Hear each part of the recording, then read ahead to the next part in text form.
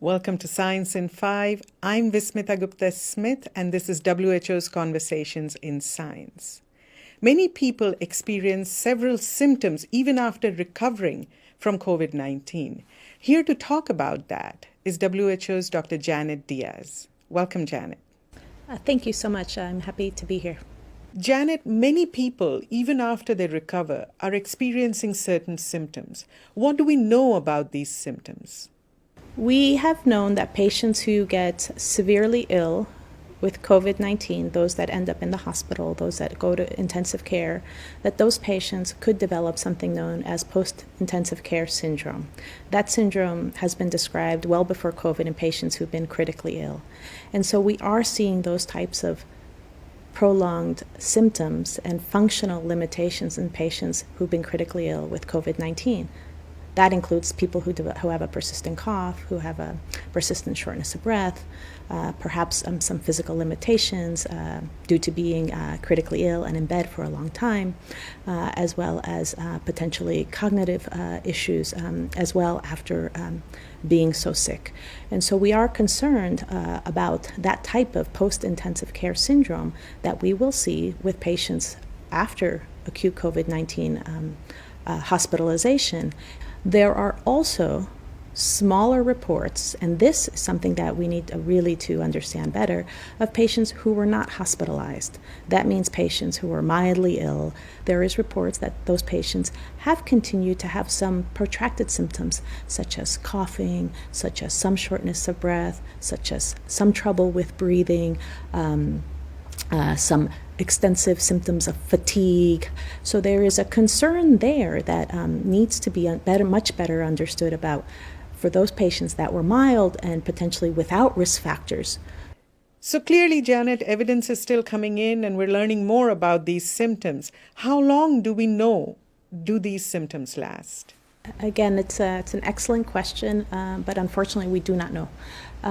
Again, we can extrapolate from when I was talking about the hospitalized patients, those that were severely ill or critically ill, spent time in intensive care.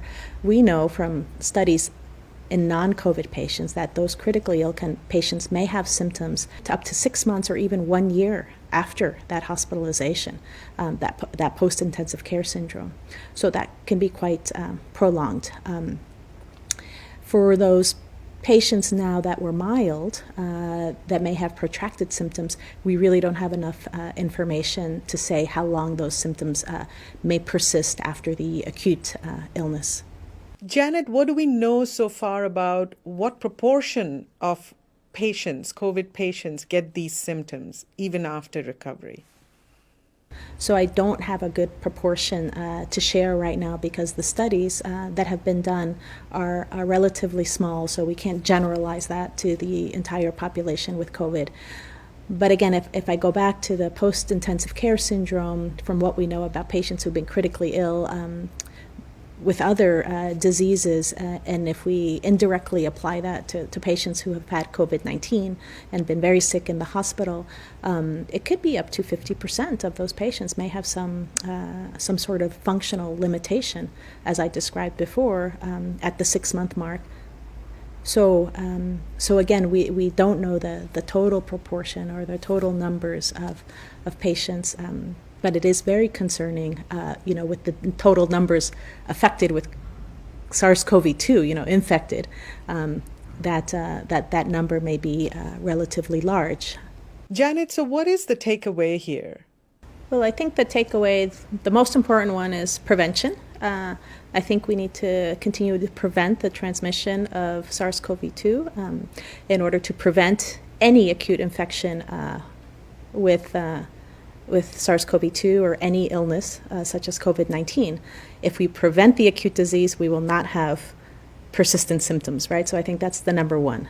The number two is that we need to understand better how many people will suffer from prolonged symptoms, how many of those people are the people that are from the hospital that will have the post-intensive care syndrome, and also how many of those people are the younger people that may have more mild illness but still suffer from protracted symptoms that may cause them limitations in their quality of life. Thank you, Janet. That was Science in 5 today. Until next time then, stay safe, stay healthy, and stick with science.